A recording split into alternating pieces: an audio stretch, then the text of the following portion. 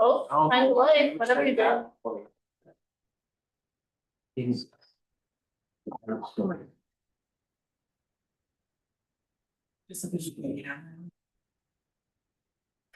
Got it? Yeah. Now she was in her college. What are we? Okay, thanks. See, you couldn't get off the road. I know. Oh, I think it's got to be the next one. Oh, you should probably get on these. I had a conversation. Yeah. You see, Where is it? I'm not even in it. So there's a calendar.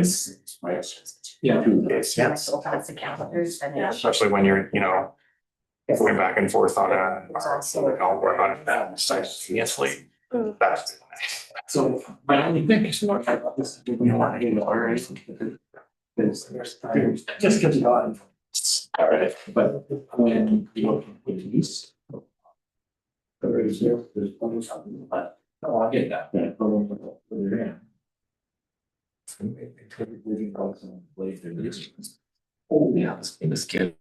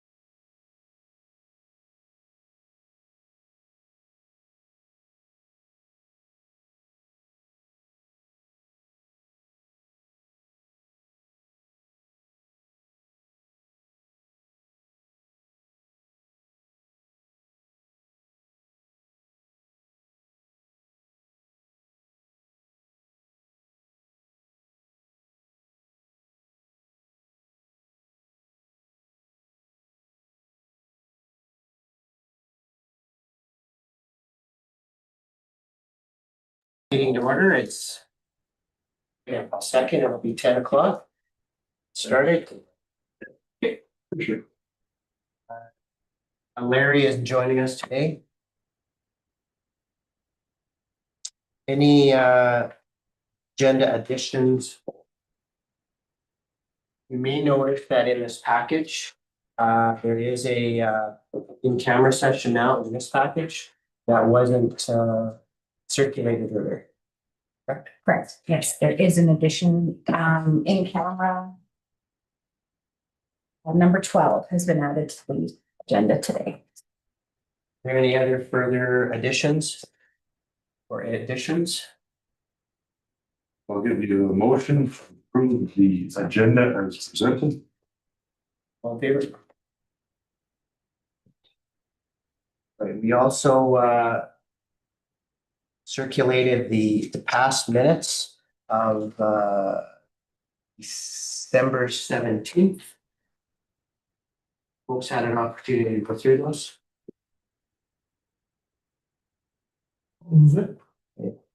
Any moves? Discussion? All in favor? You. Reports, number 4, Agriculture Services Administration Report. All right. last, obviously we had the break over Christmas, but we've been pretty busy in this first week. Getting things planned, like you hold off so many things to start at the beginning of the year, and then here we are. So we've been working on the strategic planning and trying to align our annual priorities moving forward. As well, we've been doing a ton of grain bag collecting. That's been a new big hit. So that's it, which has been great for us. It's a good way to connect with people about that service. Update, just a reminder, I guess, the ASB conference from the 20th to the 22nd. And everybody's registered, hotels are booked, so there shouldn't be any questions around that. Everything should be aligned. So your stuff is as well. We've been in discussions with Red Willow Ag Society about a calving clinic, and it looks like it'll be the first or second Thursday of February. And it's everything's pretty well lining up. I think Thursday this week we should have kind of the final details going forward, and we should have a better idea by like Monday of next week. They lock down dates, times, everything like that. So we'll be able to give an update on that. Is this one more of an open? This is completely open to anybody that wants to sign up and go. So we're just working out those details. So it'd be nice to have. Keep everyone.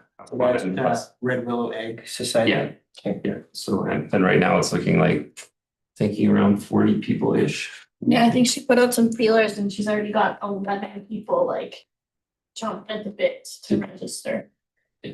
So Harry, Just wondering about, what is your grain bag project anyways? Well, we've got a roller that Yeah. we roll and then we collect them and we bring them back to collected there. In the county. Still going down towards Queechee? Gosh, that's just where it's. Yeah, sure. and are you tracking so you can generally tell us how many? Have a sense or not?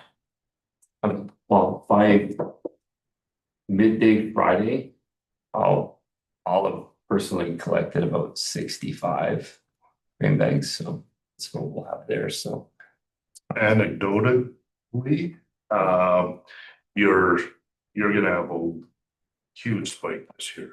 I've never seen so many grain bags. So Good stuff. yeah, just we'll see, especially in the south, they had some good yields, had some moisture, so it's a cheap way to handle it. And, yeah, we'll see more of it for sure. What we go, we worked off. Still looking late February, early March. We're just waiting on scheduling from the presenter for that. And we're looking at a 2-part workshop. So we'll have to kind of have last evening one, and then we're hoping lay in the dirt and actual planting and viability type thing and teach them how to keep the trees growing. So that's what we're looking at for that. But again, we should know more over the next couple of weeks. The educational agriculture tour, still planning on that. Now that it's the new year, I think it's a good time to get in touch with teachers and things. Like hopefully they'll have a new inspiration going into 2026. So that's the hopes anyways. And you've got the contacts, right? Okay. We have one teacher that's already signed up from a colony school for the classroom agriculture program.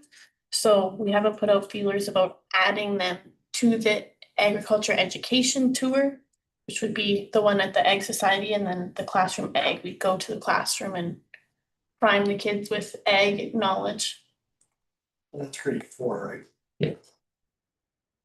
How many caps do you do a year usually? Last year we did 5 schools. The year before we did 4. And they've primarily been colony schools. And on to the next thing, there's a poultry biosecurity workshop that we're hoping to collaborate with the Ag Fair, their poultry day or whatever there. So I'm not sure when their next meeting is, but we're going to try and hash out some further details. They're excited to get that going, and it seems like they'll have pretty good attendance. They have about 80 to 100 registrants for the actual fair days. So we can get that going. About what time of year? Oh, it'll be during the Ag Fair, like when they have their show. So it'll be like that. The week before August long weekend, end of July. And then the environmental farm plans to wrap up 2025. There were 18 that were approved by the county. And there'll be a environmental farm plan workshop again this year. We're shooting for early March in collaboration with Battle River Research. And then we have a meeting coming up with the province and other municipalities to discuss further weed control plans along the Red Deer River and possibly special use approvals and things like that. So I think everybody's kind of slowly getting on board to collaborate with that one. So hopefully we'll have a little bit of news for February on what the overall direction will be with that, so we can either be effective or. Just a tidbit, Lacombe County did get a bunch of special use exemptions along waterways, so it's not unprecedented territory. Yeah, and that's what I pitched the province to, that's what we'd be looking to do, just so that what we are doing is a little more effective than previous. So what kind of chemical control are you thinking of? It's probably common tansy would be a big one. Yeah, I'm thinking aminopyrrolid works pretty good on tansy. It actually works really well. It's pretty environmentally safe for what we're going to do there. So that's my game plan with that anyways for now. So I've had pretty good luck with it in the past. So yeah, we'll see what they do there. We don't the approval be a big issue at all. So. And do we still feel that we're fairly compensated for the weed control due along the rivers by the province, or just that part? I'm gonna say no, but that's partly on us because we've set the rates. Like I was just going through that the other day, so it's like realistically we're probably going out there at half rate of what we should be as far as staffing and things like that. So I want to try and box this all in, so where we're spending a couple weeks, like I want to go hard for 2 or 3 days kind of thing. Like this is the block, this is the inspections, because right now, yeah, we're probably building out at half of what we should be as far as staffing rates and things like that. So it's definitely a part of the discussion moving forward. Any questions on the river? Anything else? Yeah, that's sure. Yeah. And then we have another meeting with Catalyst to discuss mapping layers and spray logging integration. Like we're trying to just get everything we're doing with the sprayers and the weed inspections and everything like that just in one place, so we can sit there and just like, pull the data on like what was effective, what wasn't, map it out, so we can not have paper documents and we spent a lot of time administratively just putting these in to try and map things out and try to mitigate that. So hopefully they can create the layers that we can actually be in the truck and get the mapping done simultaneously. And that's part of the follow-up with the actual supplier of the Raven spray system as well, to figure out how we can integrate that, because right now the whole process is extremely time consuming and cumbersome. So it just becomes ineffective after a while. Like we're mapping it, but to what end? And then we're also been working on newsletters, Facebook posts, so we have sort of a pile of them ready to go, that once we start doing that type of extension, we have everything ready, so we can have monthly, weekly, whatever we decide as a group here as far as outreach. We'll have all that stuff pre-prepared. And then we finished the provincial grant reporting test run. Like they wanted to send out all the sample questions for the year, just to get an idea of what we thought of it moving forward. So I thought it was a good opportunity to go through and kind of get a head start on what the reporting would look like. And so far we haven't heard back from them, but it seems relatively simple. Like I didn't feel it was too time consuming to actually get the reporting done. Like some of the stuff in the past was just a little bit tedious, but this seems like moving forward it'll be a lot better. And that's about it for administrative stuff. So there's any questions here? Just wanted to have a quick discussion about a potential training course opportunity moving forward.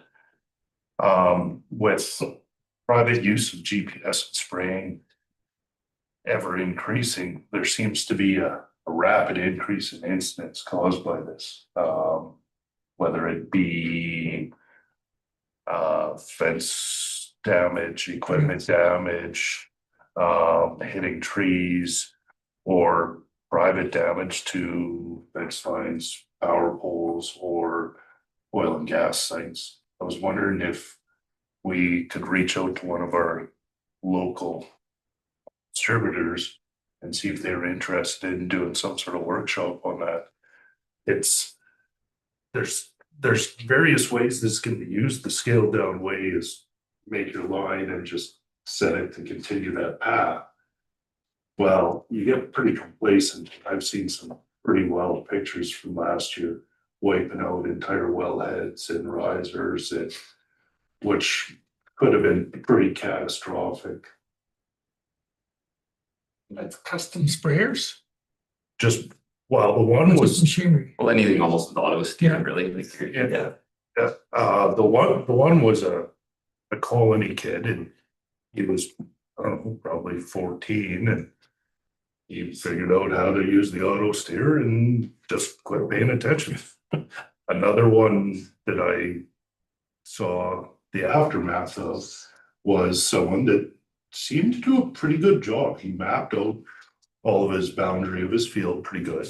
And he even went in and entered in what was historically the low spots that he farmed around and entered in the coordinates for that and completely skipped over the well site. She went right through. The only thing left standing was a casing bed. Oof.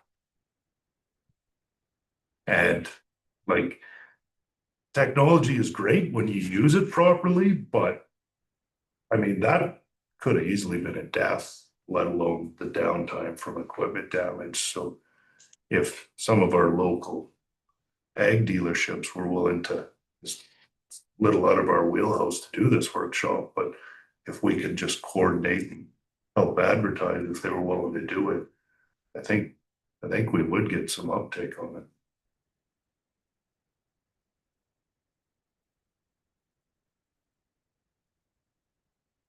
Any other items regarding Rob's report? We generally won't get those notes ruled here. We'll generally circulate them as verbatim. Oh, yeah. Sorry, we would not. You will. I can circulate them all for you. Okay, thank you. If there's no other questions, can someone move Rob's report?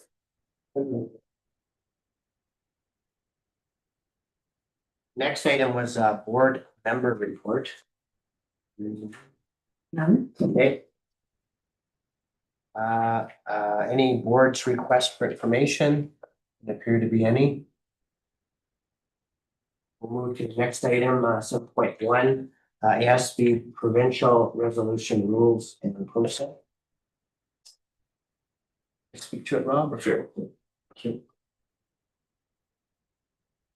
Basically, in 2026, you're looking to simplify the resolution process and the rules surrounding that. Mostly just to save time and make the process a little more efficient, because anyone who's been to those sessions knows that they can drag on and go back and forth for eons, it seems. So I've done a bit of a comparison between the 2023 and the 2026, like what will be changing. I guess just to give you guys a bit of a rundown on it. It's here, Rob. Oh, yeah, that's here. And so, yeah, basically they want to simplify. Instead of having the provincial resolution committee, they'll be simplifying down to the ASB provincial committee only, or versus having two names for it. And before they had a majority, 3/5, and now it'll be 2/3. They just want to have 66% of the people actually represented, so it has a little more teeth to it, I suppose, when it gets passed. And then in 20, basically, and then moving and seconding for items that are already adopted, they want to remove that. So if it's on the agenda and it's got to that point, whatever, we don't have to move and second every resolution that comes through.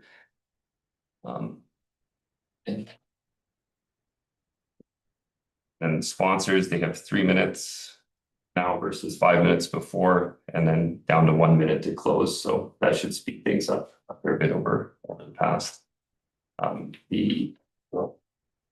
the emergent resolutions, they'll still have to be moved and seconded when they come through, but that process again will be likely a little bit quicker based on the new changes.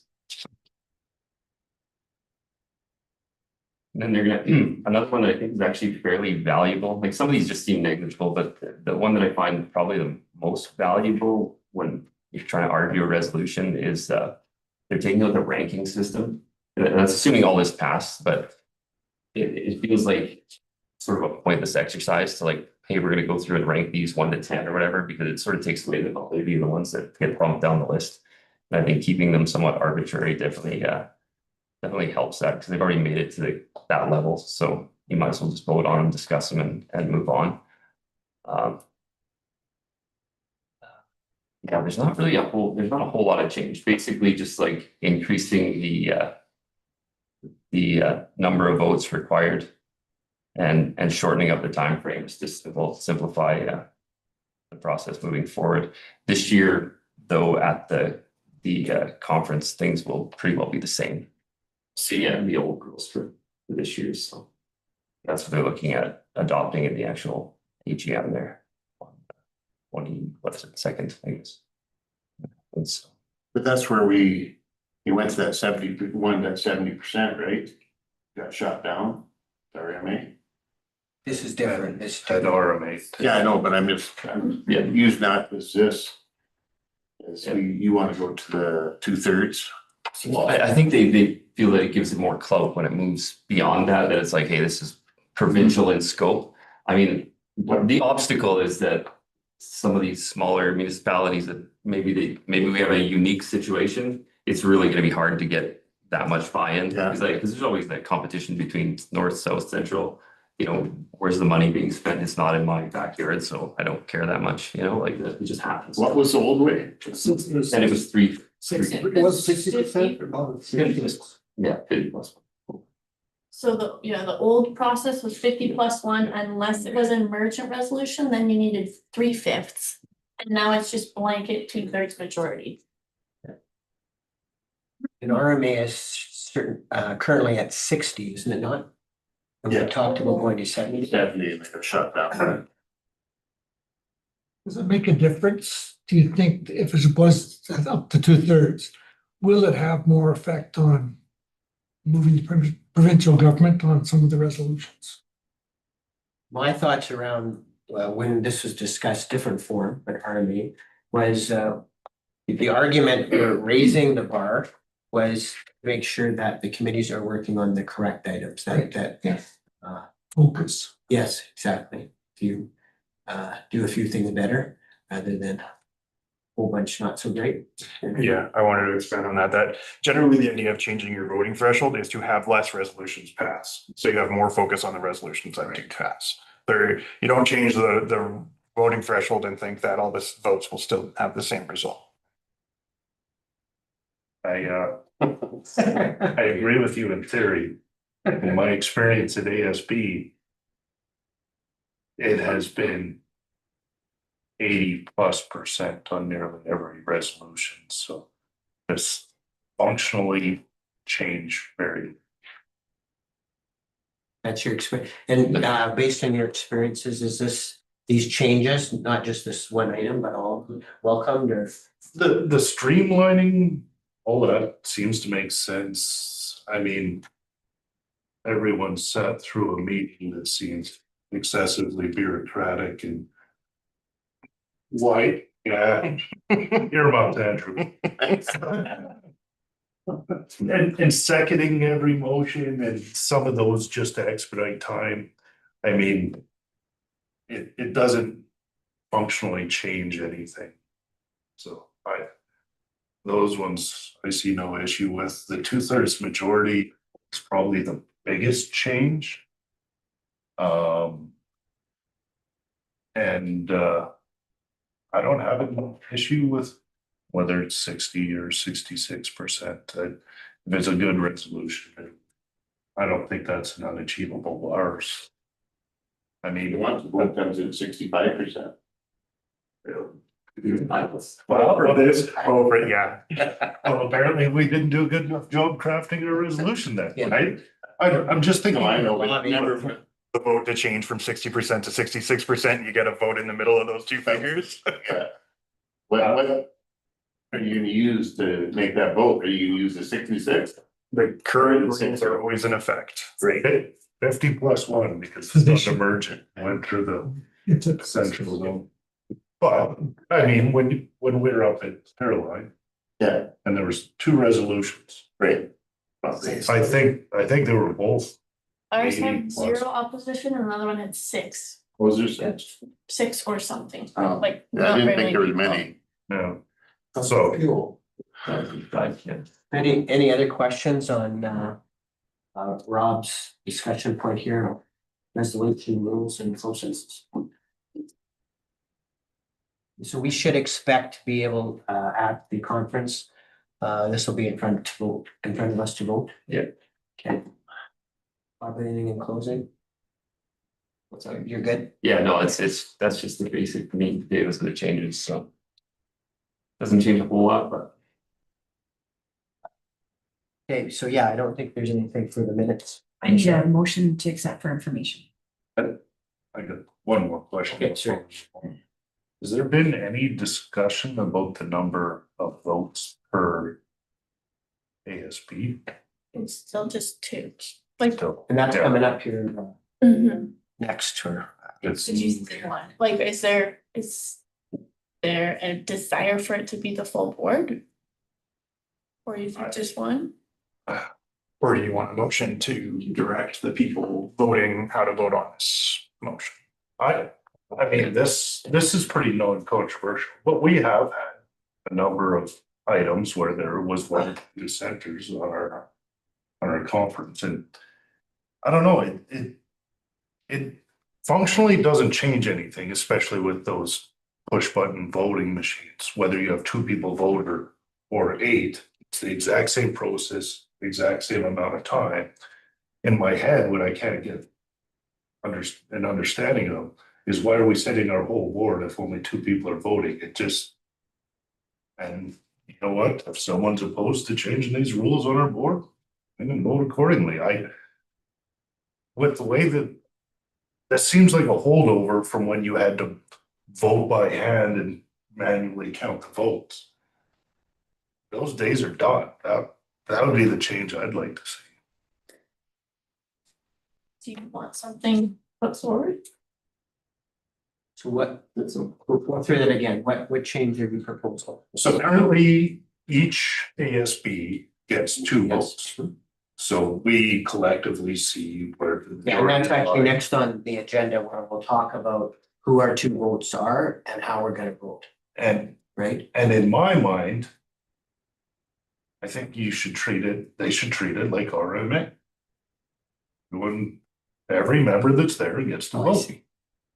I mean, Yeah. why are we setting 7 people? So we get 5 cheerleaders for 2 voters, like it just.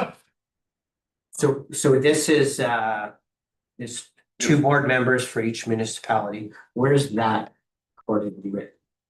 Like, if we go back up, it's in the rules of procedure for voting, so like at conference. I've never been to an RMA, so I don't know how it works, we get a TV remote basically, and 2 people vote on it, so. But here, further back, Andrew, would there be a reference to only getting 2 votes? Because that's what Yeah, it's written into here, so if we wanted to propose, we could put an amendment in to ask that all members can vote. I have maybe the reason it was put in, I'm just assuming here, is that, well, if you had a ASB and only 2 members could go, then it's unevenly weighted between the ASBs. Whereas I guess if you give everyone 2, then there's equality between ASBs, no matter if you've got a huge one or a little one. Justin, are you thinking that you would discuss this at ASB, or would it be kind of post this vote? I if we want to change something, I think we propose an amendment now in advance. It's always a bit of a calamity when you try and do it on the fly. Yes, It'll be 20 minutes of debate back and forth and 4 different versions of the amendment, and it never goes smooth. So I would, my preference would be to support the changes and propose an amendment to who's allowed to vote. and so currently, it's not up there right now. I'm looking in the package here, it just says 2 delegates voting and speaking. 2 delegates from each municipality's ASB at the conference shall be recognized. So we should only send 2 then, really. Well, there is other value There is. information, networking. It's not a full meal deal, but there is other. But the people voting should be voting on what this board, our board says. Yes, so Even if we, they're against it or Yes, whatever. yes.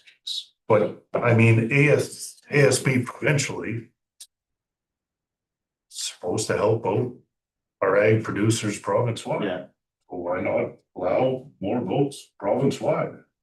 I think it'll balance out. You have one ASB or a couple that only send 1 or 2 reps due to scheduling conflicts. You probably order 4 other municipalities with a similar situation. It'll work itself out and you will have a better representative sample of the will of the board, right? we kind of went through this with painters too, gas lobby. But the bigger co-ops wanted more votes than the smaller guys. So they kind of would be saying here, wouldn't it? Like, Potentially, like you could increase the number of your committee, Right. but as a general rule, ASBs are pretty pragmatic, like there's a cost to increasing the size of your board. And just like when we let on members at large here, seemed like the right direction, but we didn't want to increase the size of the board. right, So I think there is that very pragmatism to the number of people on your committee. I don't think people are gonna bring 21 reps just to try and cook it. And B, look at our resolution that we have forward. Do I think we're gonna have 1 or 2 communities that are gonna be outright no, opposed, and now instead of 4 people voting against, we have 14 or 21? No, I'm not worried about it. but I guess maybe if this conference was from Grand Prairie. Someone from down south, they're not gonna send much representation, are they? So, yeah, that's No, that'd be the only thing I could see. there was legitimate complaints about that when it was up Yeah. in GP. Oh, They will be in 2 years. Is the number of board members set anywhere? Do council decides that? I've seen boards from like 9 people to 4 or to 5 is an average ASB-ish. In the legislation, actually. But you can set it They've got yourself. the side, you know, anywhere from minimum to a maximum. Mhm. So legislation. I don't think there was a maximum. Pretty sure there was. Meeting in Caroline, the ones that opposed that fuel oil for the state. All for drug, but same thing. Okay, So is that a motion? or what's others thought? We're having discussion. Justin's brought it forward. Any thoughts about Justin's proposal? What do you think? So just to be clear, I know you haven't made the official motion yet, but it's My motion would be that we support the proposed changes and propose an additional amendment allowing all delegates to vote. all attending in person. Do we allow Zoom?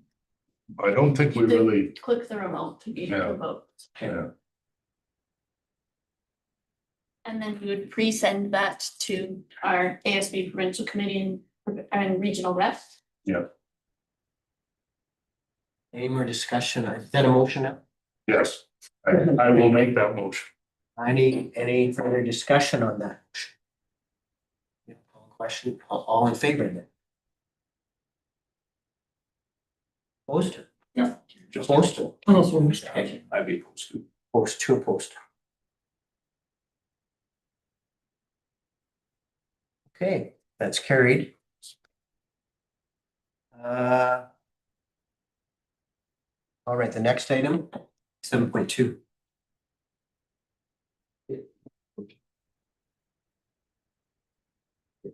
Yeah, I've got it. Okay, thank you. Bob, did you want to go through this? Yeah, with the what's coming up, we have to appoint our two members that'll be voting, so we can make a decision on who that will be. That'll be the first part of this. And then we'll go through, I don't know if you guys have read through the resolutions that are actually going forward. We can decide what our voting verdict, I guess, is, if we're in favor or opposed to these four resolutions that are in front of us. Hopefully we support ours. And then if there's any notes or things like that that we want to have going forward, or any conversation that we want to bring to the table. So to help with the discussion, who is not attending? You are not, anyone else? Counselor Clark. Who is not attending? Okay. So you won't be one of these. No.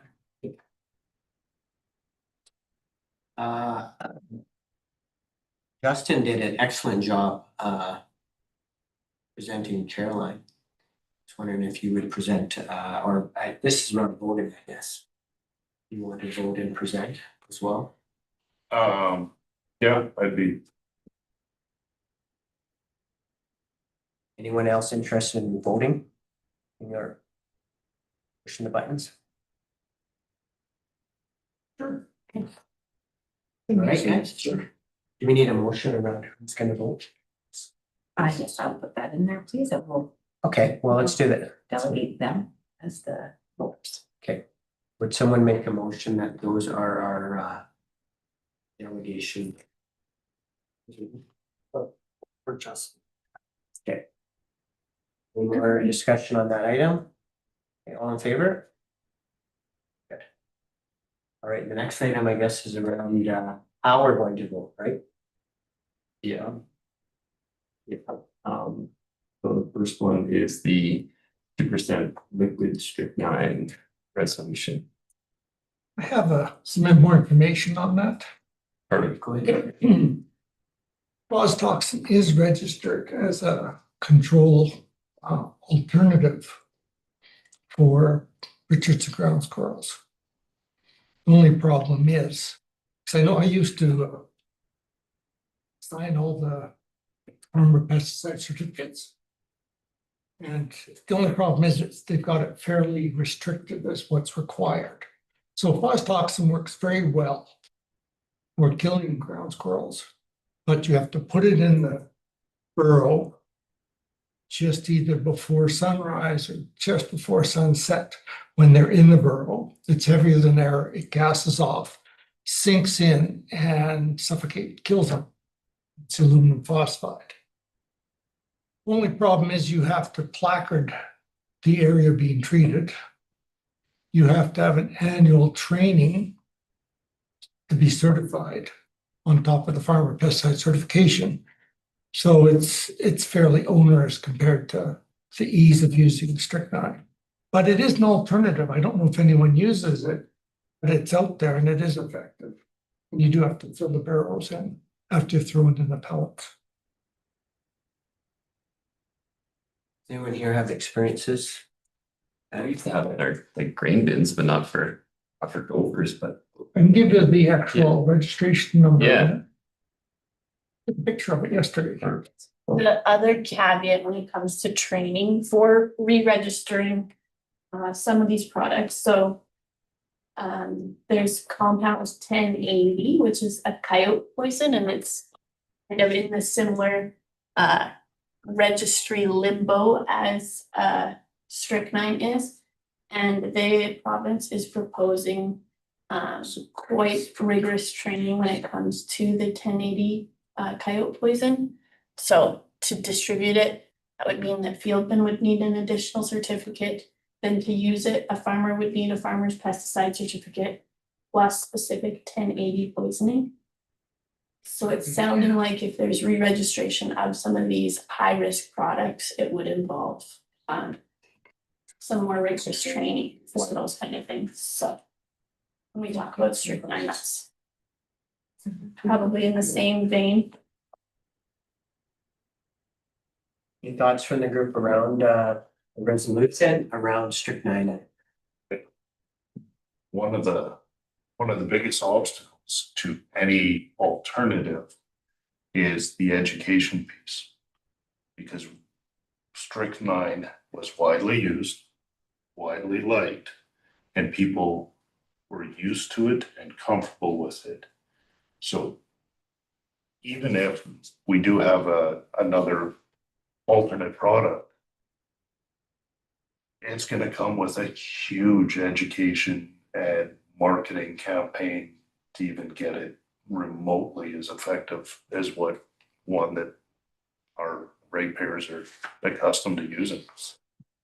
I think, is it fair to say that if strychnine is allowed again, that there would be more rigorous training and so on, it'll have to. Like, once there's this special use or approval for that, there'll be a whole framework of training and everything that'll go along with it. They're not just gonna put it back to what it was. There's You're confident of that. pretty much zero chance of that. Especially because you don't want to take the chance that there's gonna be more mistakes moving forward and then they won't repeat a second time. If they put it back into the market, like we'd have to do a good job of maintaining and operating with that, so. And this summer, we did a producer feedback survey related to gopher control. And out of our, I think it was 18 respondents, 86% of people expressed a desire for re-registration of the product and an impact to their agricultural production. So people want it, but how does that look moving forward? We don't know. Well, the provincial government is trying to get around that health area because of strychnine. That's what Nate Horner was telling us that night. And he didn't say what was coming up, but he said, we're getting around it. I think that's largely what this resolution calls for, is utilizing that ability that provinces have to bring back this. Because now it's in the federal government. Health Canada or what have you, right? It's Yeah, but the federal government took it out, Liberals took it out. The MRA controls it. Yeah, But Alberta and Saskatchewan do have a joint lobbying thing on the table with the feds for strychnine. Yeah, at that meeting we had, that's right. that they were strong for it. Yes. All right, so I guess we're gonna do a straw poll. I don't know. Just a straw poll. Who's in favor of this resolution? Okay, yeah. Any opposed? Okay. Should we do these all together as a motion afterwards or? Yeah, we can do them all, so okay, it's fine. All right, so the next one. Exemption of agriculture equipment from SEPA 1999 emissions. So DEF, right? Yeah. What are our thoughts on this one? It doesn't go far enough. We need to accept more than just ag. This is the ag service board. Well,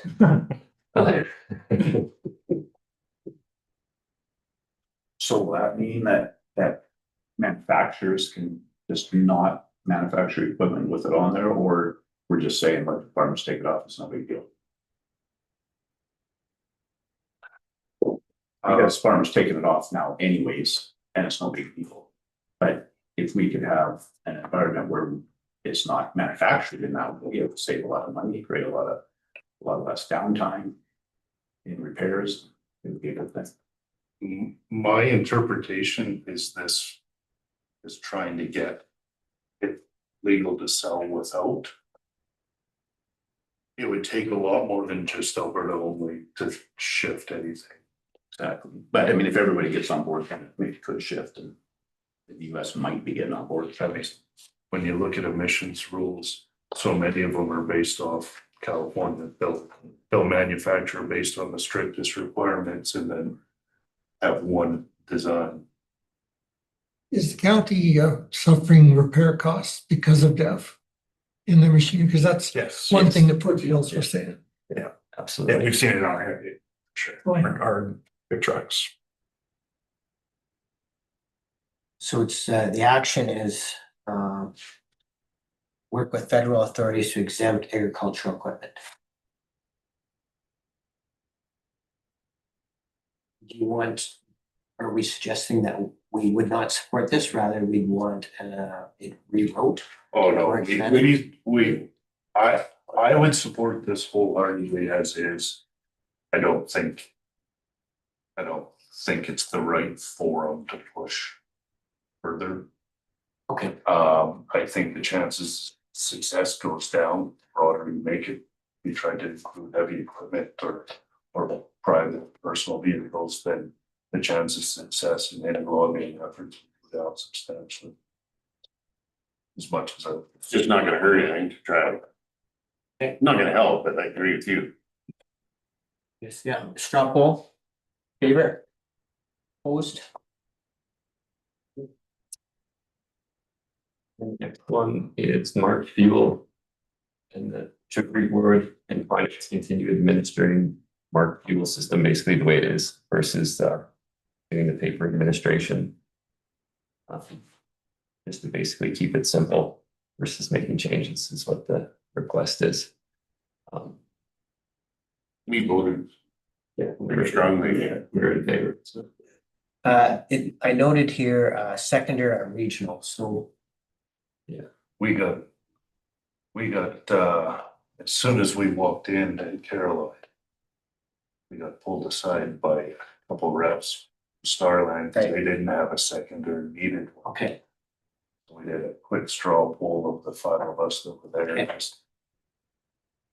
Okay. I did a little bit of work, not much, but just, it seems like this program is unique to Alberta. Is that true? What others know? Saskatchewan doesn't have it. Yeah, so I think they have a program, but you have They to have put a in program. receipts, Done different. yeah. So And this ours is idea, so simple that I don't want to change it. There's other people that were against it there.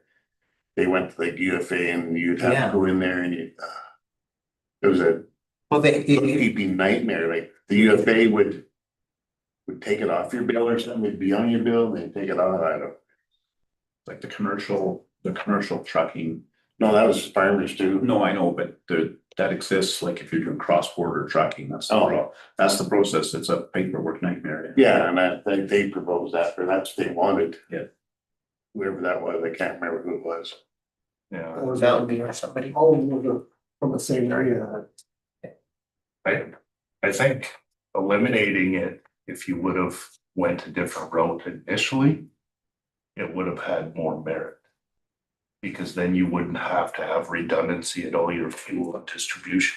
But It's here now. it's already here. Yeah. Co-op, Petrol, and UFA have already invested in the duplicate tanks and pumps and lines.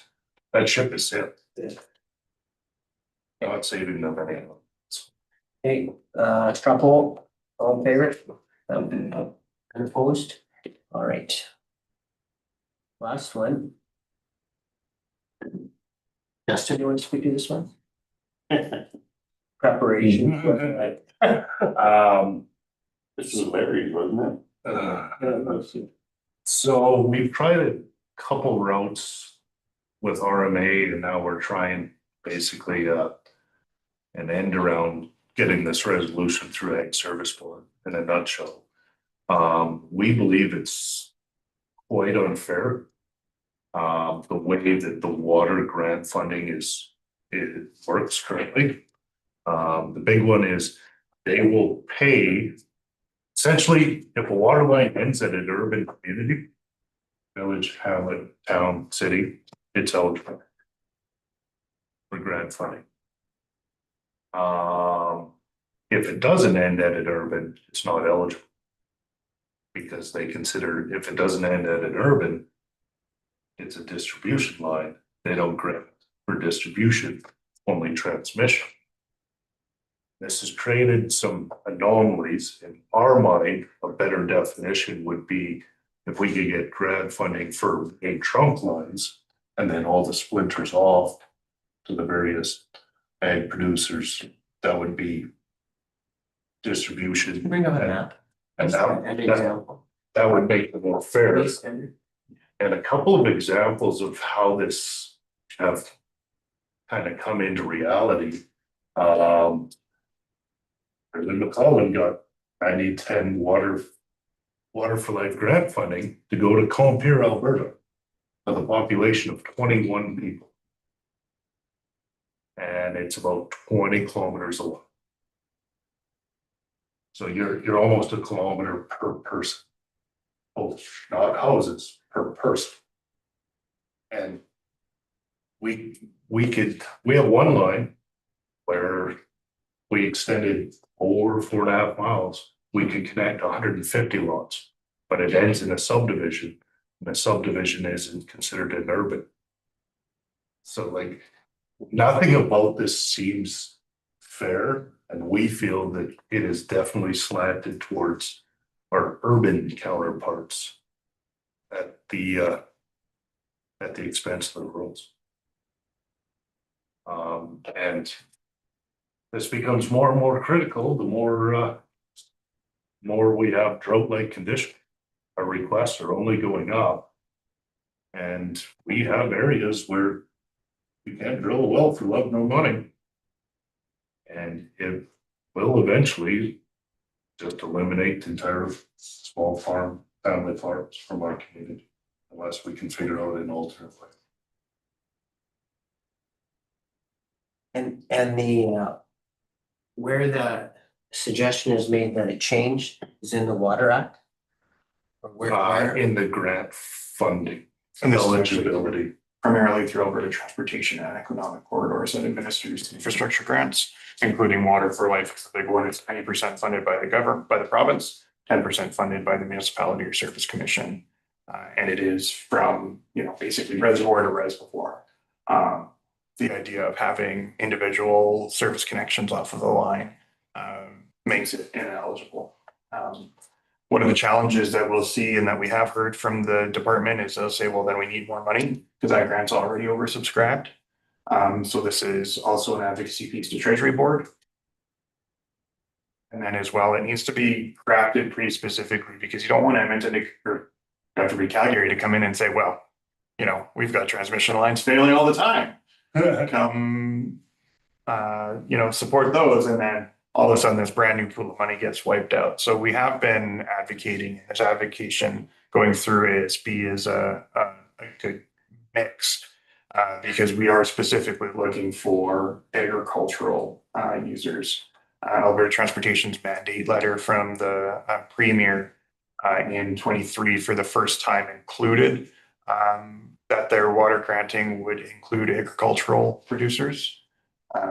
There's plenty of stuff irrigation wise, but for our livestock producers that are struggling to maintain their surface water, we're getting requests fairly frequently for water connections. From both pasture and confined. Operations. I'm thinking preparation. We have some materials kind of, that example that you just talked about, Compier, is that something that we're well versed in that we want to sit down with?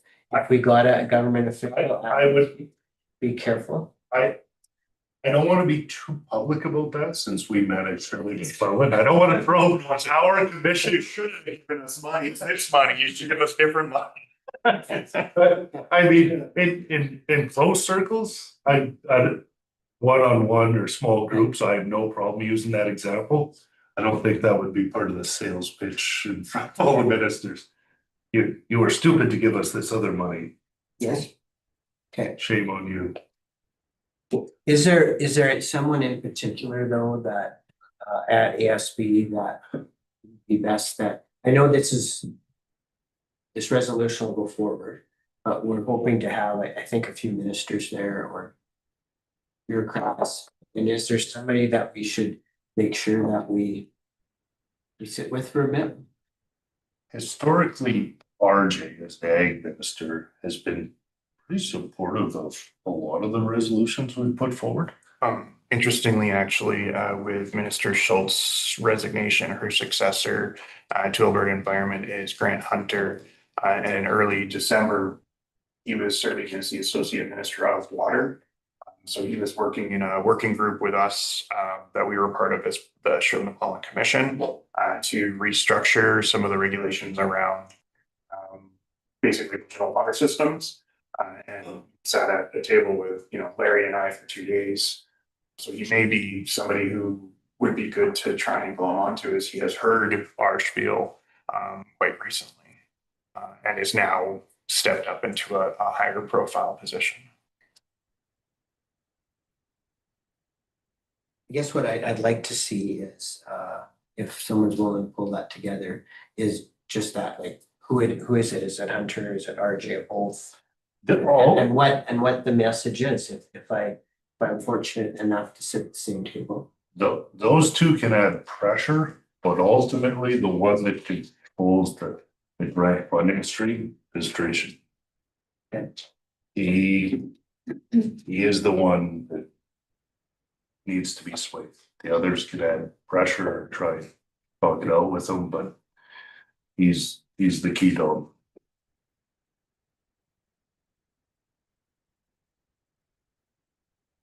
Would his constituency see the same pressures? So, right? He's, Okay.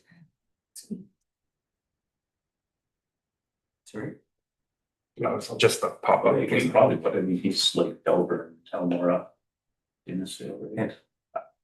Yeah. Do you think he's approachable, Justin? I didn't get a warm fuzzy feeling about him at all.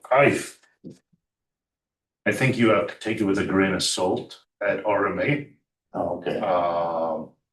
Because if you had a in-depth conversation as a minister with everyone that approached you, this is a month-long commitment. Yeah. So he can be, but pick and choose your times when he can. A lot of things went back to him from other ministers. And he didn't, sounded like he was dropping the ball on some stuff, but that's maybe what. That was from the bear pit? Like, is that what you're talking about? The bear pit discussions when you say they were? No, I'd say just perfect, Okay, the one-on-one we had with I ministers. see, I see.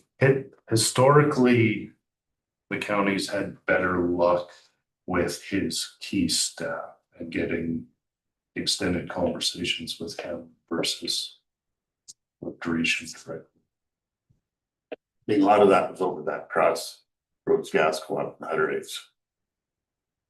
So. Okay, straw poll.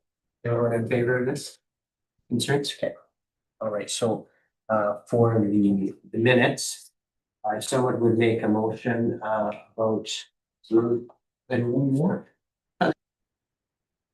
Oh, okay.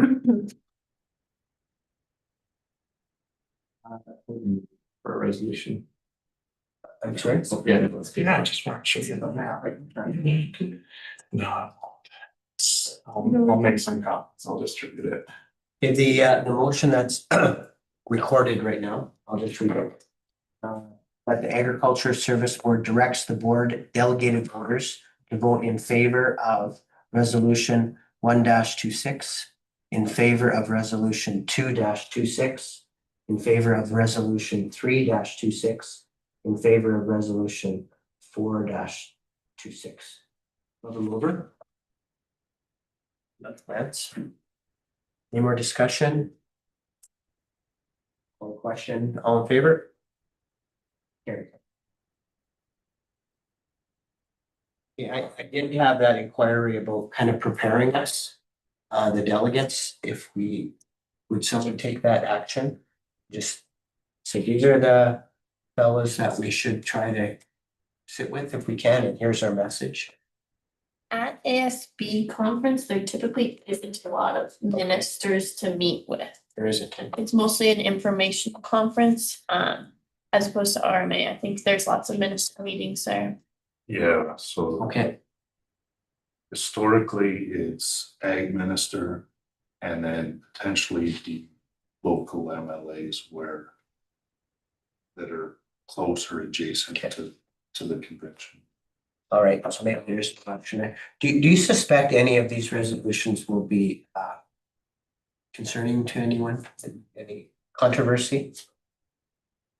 The north is often like less in favor of the gopher related or strip line Oh. resolutions because there's no gophers out there. Yeah.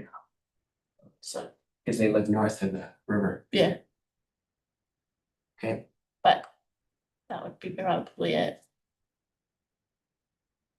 obviously the Mark fuel might because we had countering discussions. but- Every time I think I have a read on how the resolutions are gonna go, there's gonna be one that surprises me. Yeah.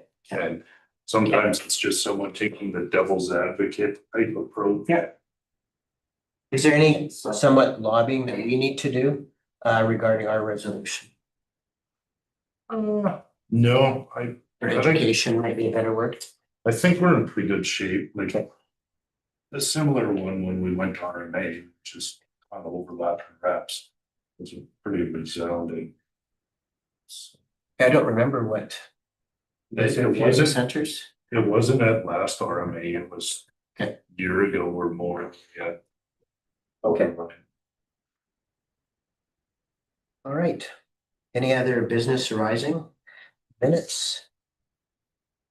New business? We didn't add anything. Yeah, sorry. Choose the mover. Oh, Kind of. Just said. Thank you, sir. The mover of the county resolution is?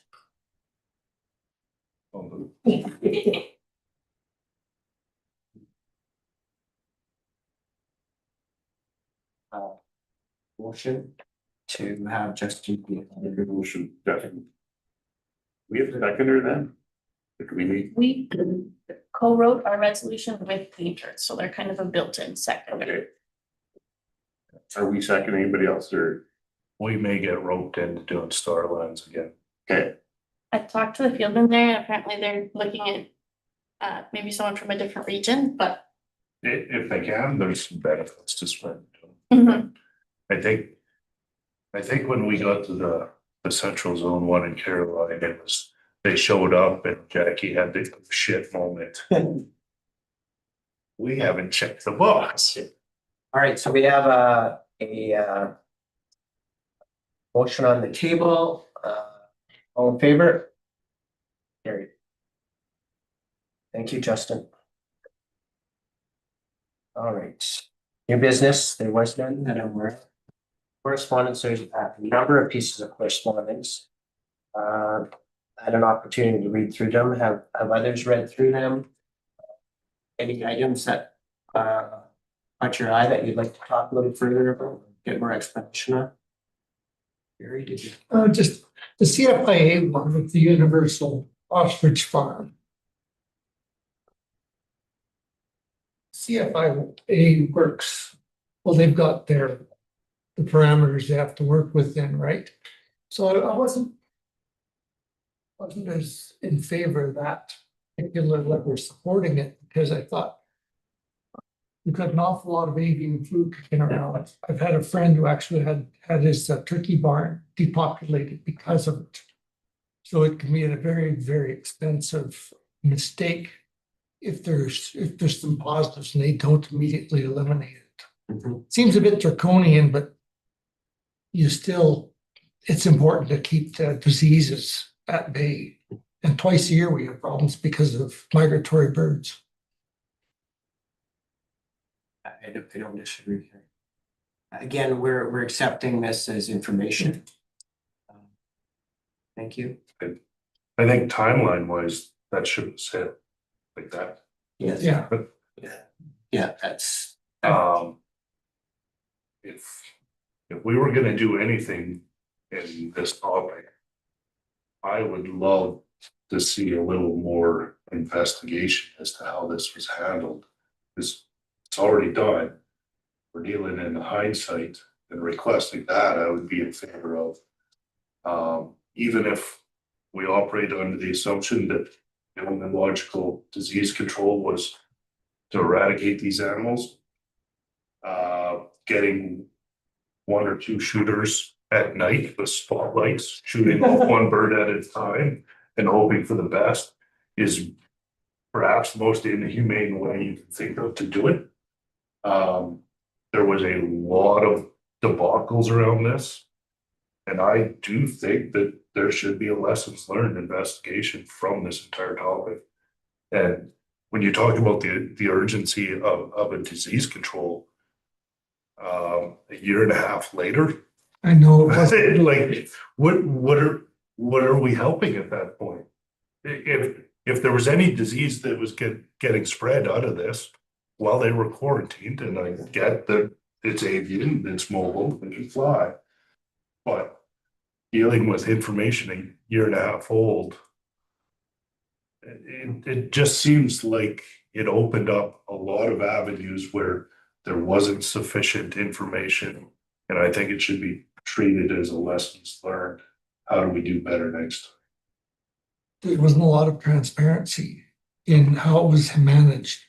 And all we got was the social media aspect of it sort of flooded the airwaves, which it's hard to say where is the truth, right?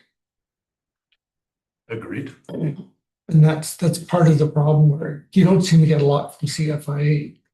It's they don't believe in communicating, or it doesn't seem like it. Or do you feel strongly that this board needs to write a letter and requesting that? Would you like to see that done, or? I think it's a little too late, isn't it? Well, it's more about the debrief, I like know, that, but yeah. I don't think it's gonna go anywhere. I believe in it. I just don't know if it'll be successful. I think the more we push, we gotta sort of targets. I wouldn't be upset if we just let it go, but Thoughts I agree with Dustin. in regards to? Well, just like pick your battles, but Okay. All right, thank you. Any other items relating to correspondence that folks would like to talk about? Okay, yeah, I have one. That is the on-farm slaughter.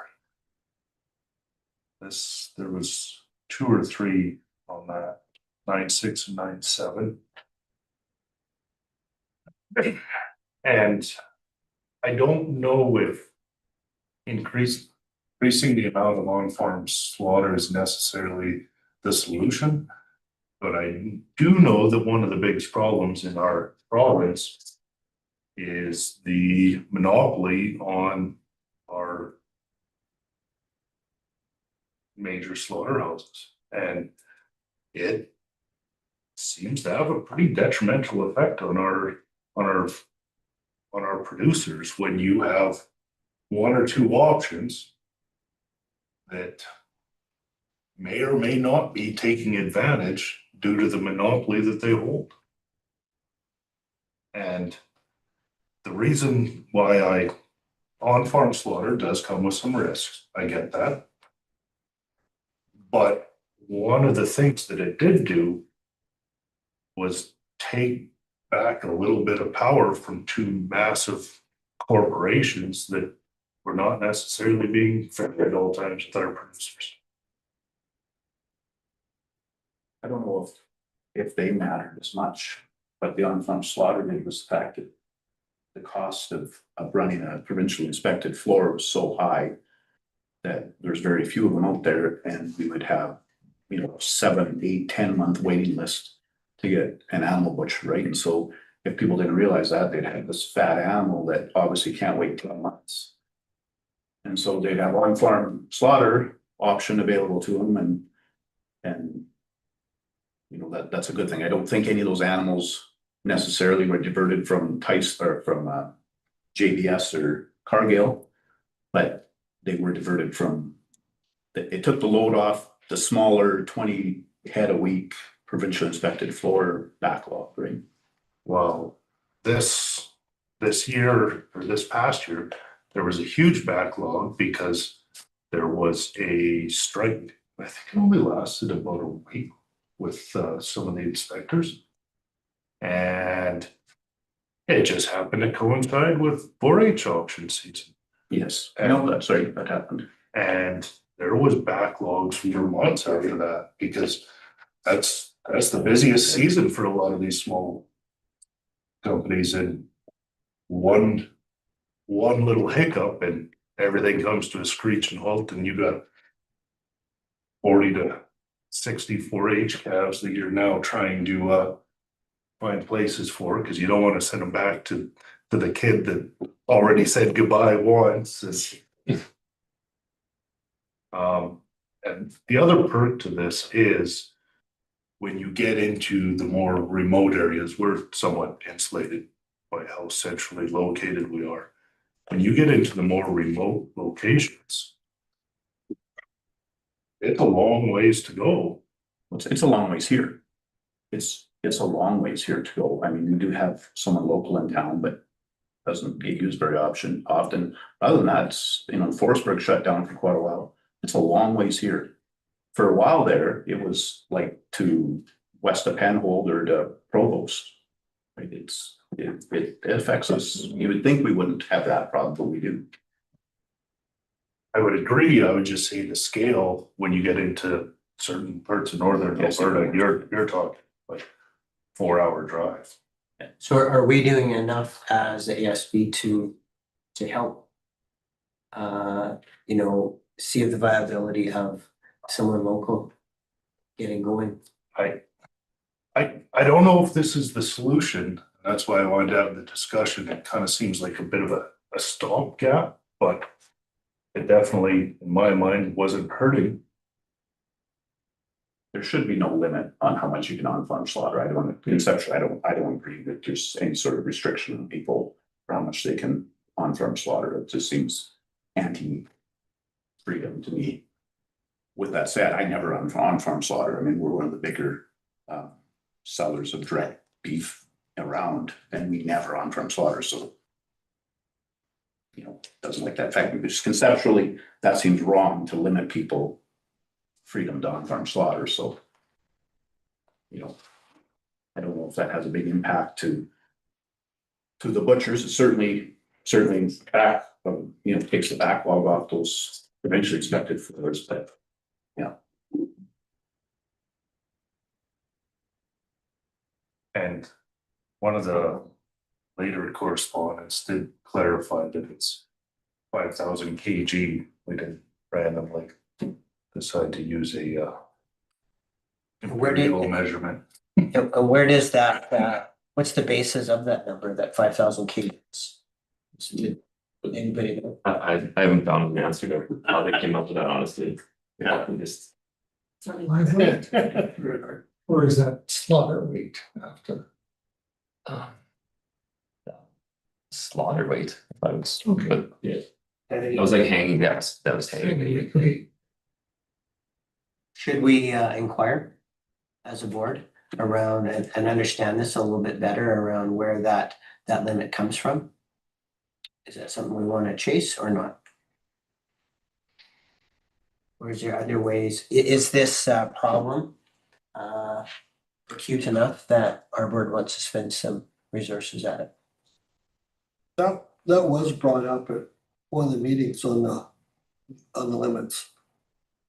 I don't know what meeting was that, but it was brought up that there should be no limit on it. Based on the number of letters that we got regarding this one topic, I suspect there's going to be a different ASB that sort of spearheads this one. Okay. My thoughts are that we would support them in their efforts on kind of pushing back and not try and be the leader on this one. I don't disagree. I'm wondering if this afternoon, as we contemplate where we're gonna spend our limited resources with the county Stetler and Rob's team, if we might want to just contemplate studying this a little bit more and understanding if there's some way that we can help count the county residents in some manner. I don't know what that might be, but to understand it more. Maybe for this afternoon's discussion. Right, it sounds like we're concluding this discussion. Justin, do you have any? I will give you a motion to receive for information correspondence. Any more discussion? All in favor? Carried. All right, next item is 10, year-to-date financial.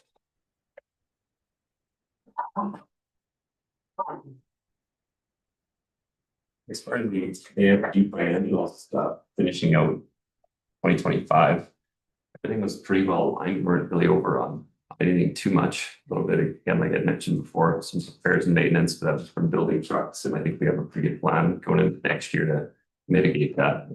It's funny enough, it was part of the DEF situation that was causing the biggest issue with the spray truck that we had. So that resolution maybe it'll be really helpful.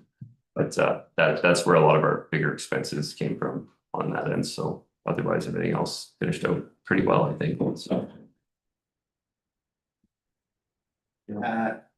Maybe for this group, Rob, remind us about the scope of the budget and where you landed about.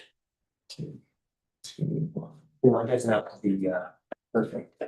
yeah, the annual budget for ASB is around $1 million. It's what we're For your department, right? Yeah. Okay. yes, it's right around there. 2026, it's 720,000. So it's been a fair chunk adjusted.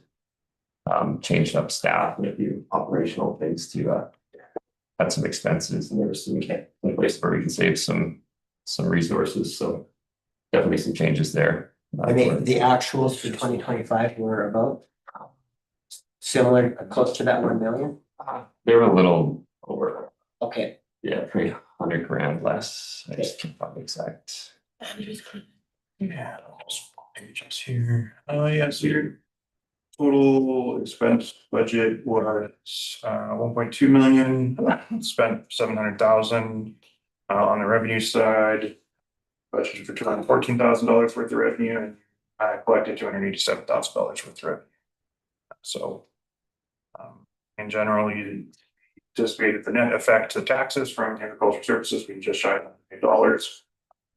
The extra revenue and the decreased expenses that came out to prior to year-end adjustments, only about 430,000. I should note that those numbers probably don't have depreciation in them, which is an end of the year one. Yeah, so $35,000 the other way again would be included, so they don't have a huge depreciation expense. Thank you.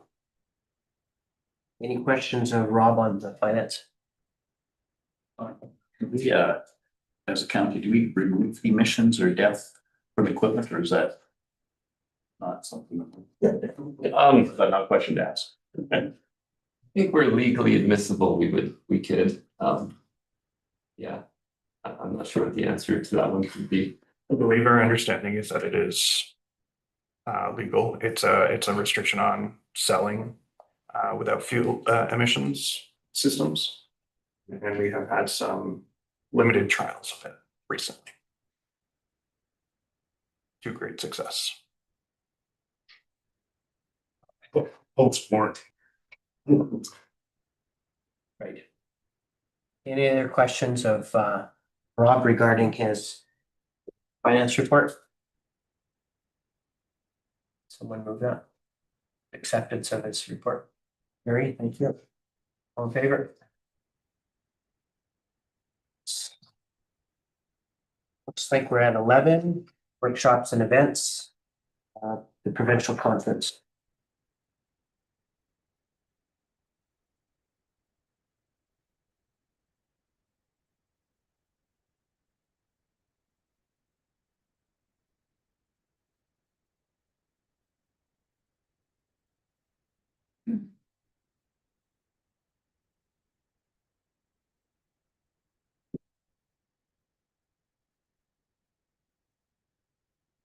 In the workshops and events section, it's usually just like a list of upcoming stuff. There's not a ton of discussion unless you guys have questions. Okay, There's a couple that aren't quite scheduled, but are in the works to be scheduled. I think. Yeah, so like in March, we have an environmental farm plan. February, we've got the Red Willow. And like those dates, once they're finalized, they'll go into this section for okay, cabin clinic and environmental farm plan and shelter boat workshop type of stuff. and would it be the intention then that as we meet, you just give an update on that list? It's just Okay. upcoming. All right. And is there anything regarding this conference in January that we should discuss any further? Not quite a bit already, but I just have a general statement about workshops to the new board members. So we are required to do workshops in the educational piece as a term of our grant funding. It's a little bit open as to how we do it, so just keep in mind moving forward that we do have some flexibility if we think something would be more fruitful or more people would attend, feel free to bring forward suggestions of what you would like to see in that regard. yeah, I'm hoping this afternoon we'll brainstorm a little bit around our strategic plan.